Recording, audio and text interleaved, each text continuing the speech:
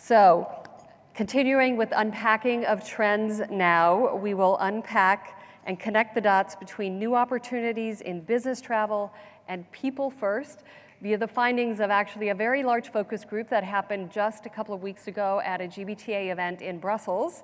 It was sponsored by BCD, so who better to bring those trends and findings to life but BCD's Singapore-based SVP of Sales for APAC, Ben Wedlock. Welcome, Ben.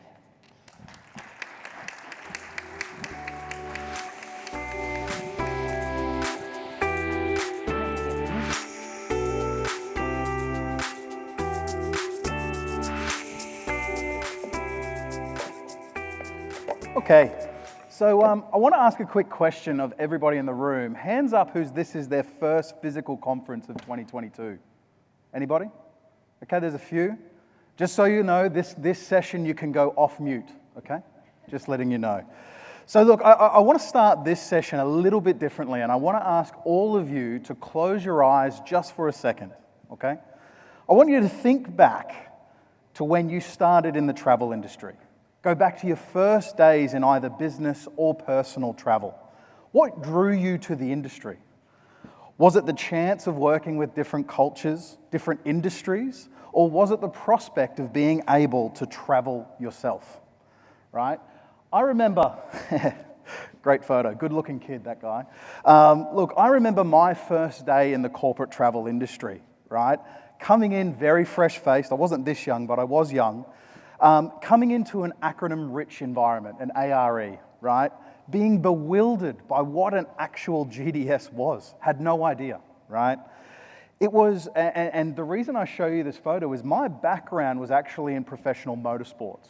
So some say that I was born into it, considering I was very early doing those type of things.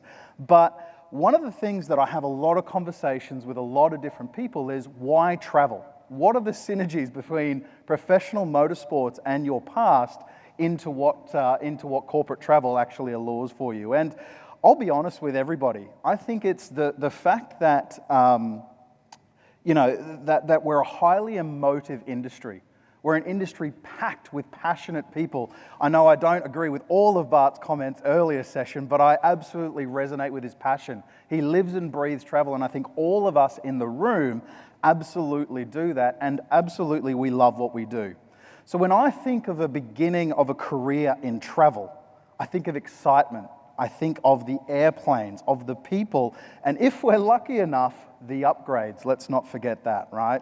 So travel really gives us the ability to experience diversity and first-hand nuances around different cultures all around the world, right?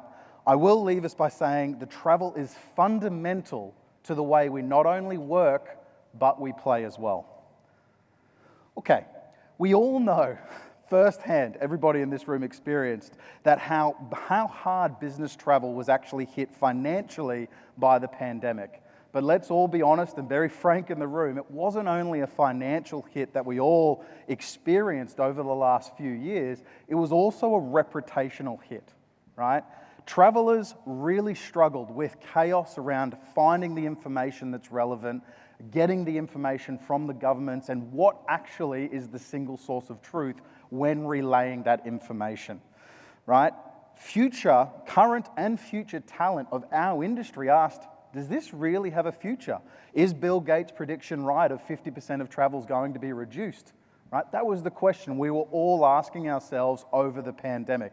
And I think to Suzanne's earlier statistics, I think we are an absolutely resilient industry and sector as well, right? So look, I think we've got to really focus on the image of what this reputational damage did to our industry, and how do we make it more attractive, more alluring to get back to our roots of the excitement of travel.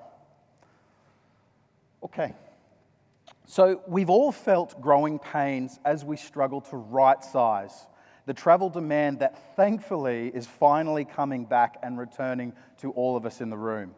Finding the right people at the right scale is very, very hard for all of us to feel. So at BCD Travel, we are laser focused on getting and retaining the kind of people who make a real difference to our clients. the passionate people that I was talking about earlier. We all know the same old will not work anymore, and the digital nomads and the new people and the new demographic of our people coming into the industry is going to rise all of our boats together. So we see an opportunity to join forces across our industry, not just BCD Travel, but our industry as a whole, to elevate our common image as a travel industry and lead a serious discussion about what will it take to continue to bring the best and the brightest talent into our industry and into our sector. And even thinking more broadly on the fact of how do we actually make travel holistically as a core reason of why people choose a certain organization around their policies and different things like that.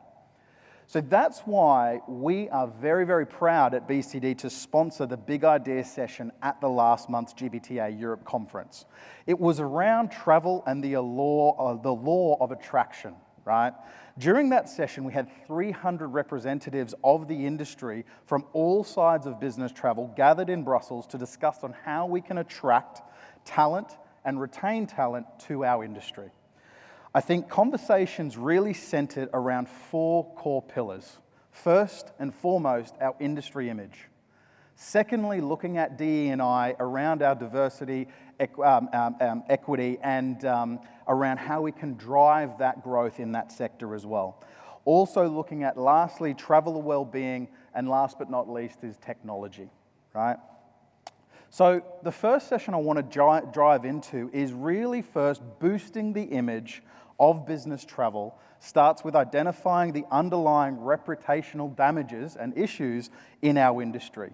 We must accentuate that not only the benefits of travel brings to the economy and society, but also the flexibility of a long-term career path within this industry. We are strong and we are resilient.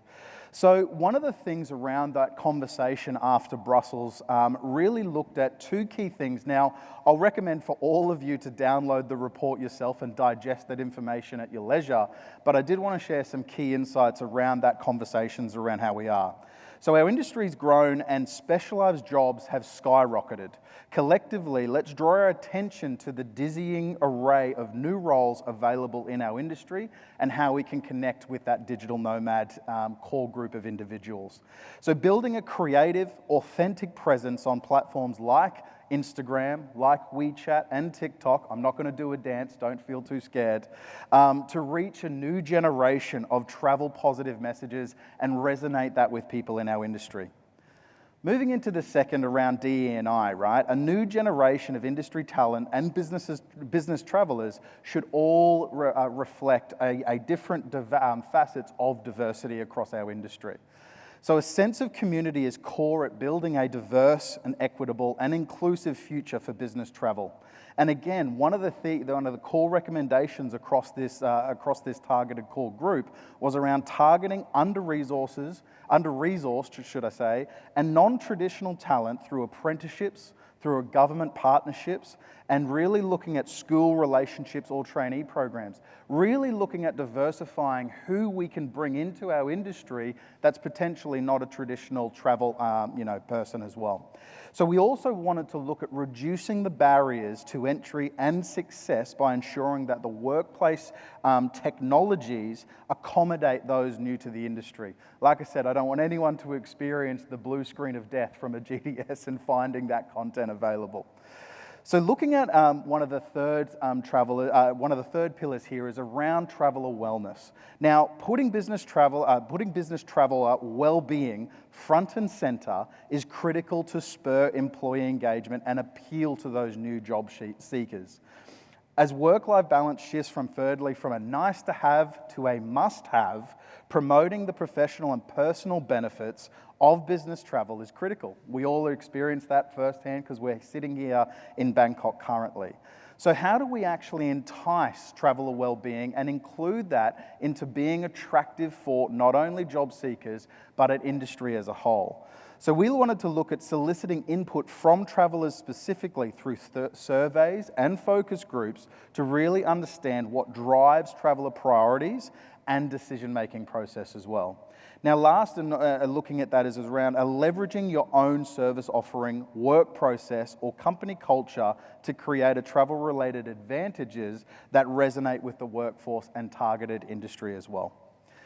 Okay, I know I'm running out of time, so I want to kind of finish on slide 4 around technology as well. And last but not least is technology will be a key lever to apply to newcomers and new generations. I know we've all been digitalizing over the last 3 years around that as well. And industry players need to be faster to embrace solutions and realize that the potential offering of digitalization across their businesses as well. So making sure that your digital workplace or ecosystem has that comfort level, fosters connections and enables productivity, and also focuses on building culture.